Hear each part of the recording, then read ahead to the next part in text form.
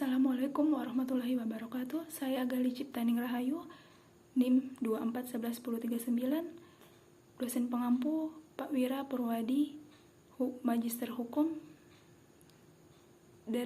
saya dari kelas AS2B.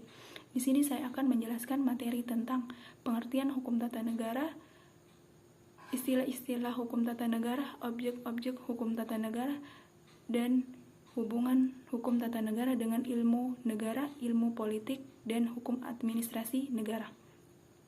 Hukum tata negara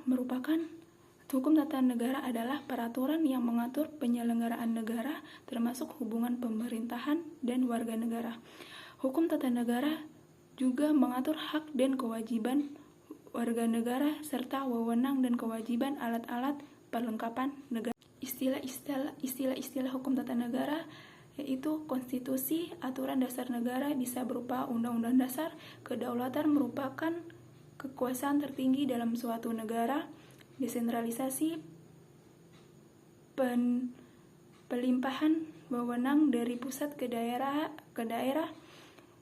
lembaga negara meliputi bagian-bagian DPR, Presiden, MK, dan sebagainya. Demokrasi merupakan sistem pemerintahan dari rakyat, oleh rakyat, dan untuk rakyat.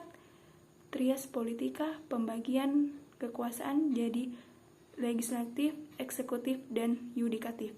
Objek-objek kajian hukum tata negara meliputi konstitusi dan perubahannya, lembaga-lembaga negara meliputi struktur, tugas, dan kewenangan, hubungan antar lembaga negara, sistem pemerintahan, pemilu dan partai politik,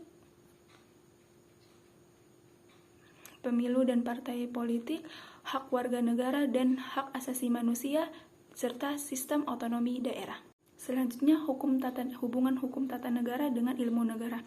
Ilmu negara bahas konsep dasar negara, bisa berupa teori negara, bentuk negara. Hukum tata negara bahas implementasinya dalam bentuk aturan konkret. Jadi, hukum tata negara itu penerapan praktis dari teori-teori yang berasal dari ilmu negara.